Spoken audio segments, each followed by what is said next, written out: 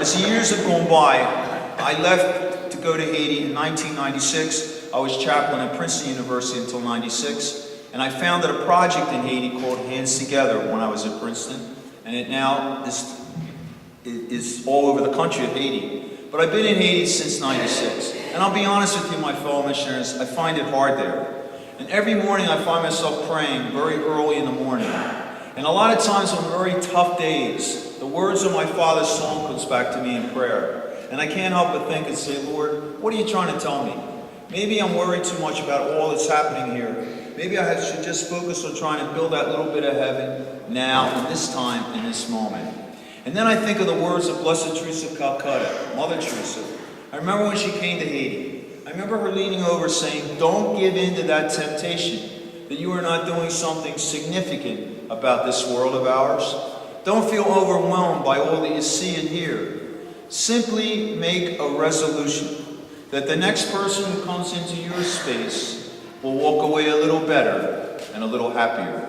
You see, my fellow missionaries, we control our own space. With God's grace, we can create a little bit of heaven. And unfortunately, with our free will, we can decide to create a little bit of hell. Not only for people proximate to us, but people all over the world.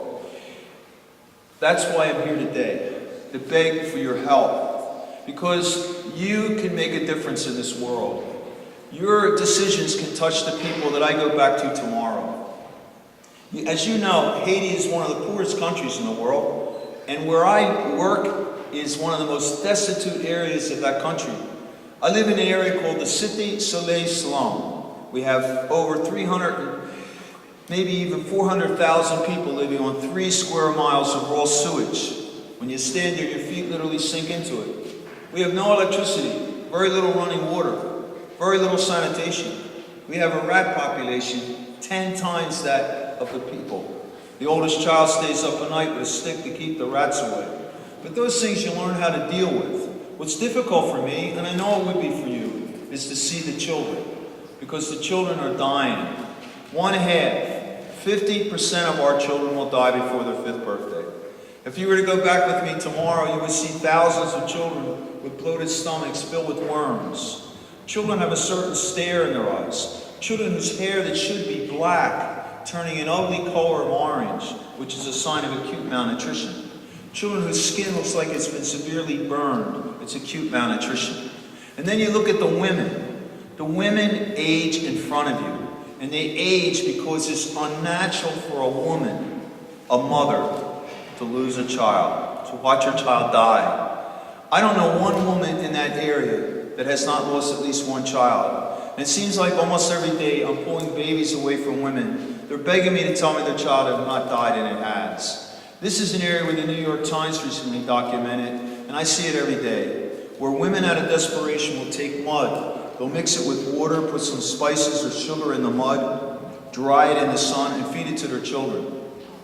They don't realize that these deadly mud pies have parasites that eventually could kill their children. Please forgive me for being so graphic, but every morning I celebrate Mass for Mother Teresa's nuns. There was a terrible stench in the chapel not long ago, and when the sun came up, we found the body of a little girl who had been eaten by rats and dogs. It was in this area, for the last 15, 16 years, that we built 9 schools. We opened up a free clinic that took care of 20,000 people. We fed 10,000 hot meals a day, 200,000 dry meals at least twice a month. And then on January the 12th, 2010, the earth began to shake.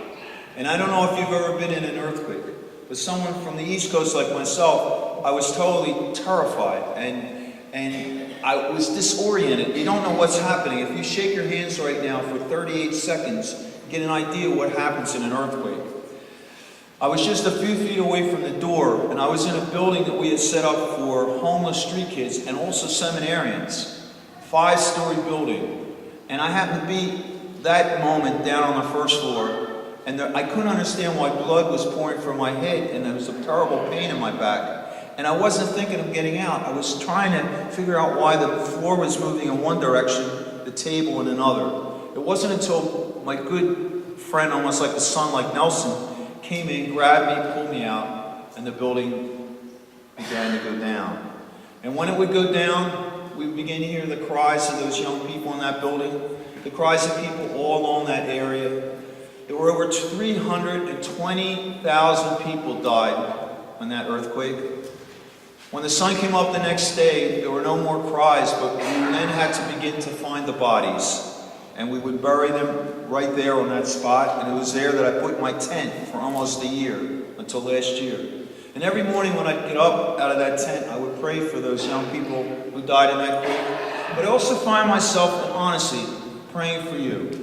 Praying in anticipation of coming to the United States and telling people here, particularly in this wonderful diocese of Boston, but also this wonderful parish of yours, thanking you from the bottom of my heart for all you did for the people of Haiti after that earthquake. We'll never forget, and we're deeply, deeply grateful. And I come back today simply to thank you, and also to beg you for your help. Not so much financial help. Second collection's fine, but if you don't want to give anything, it's okay.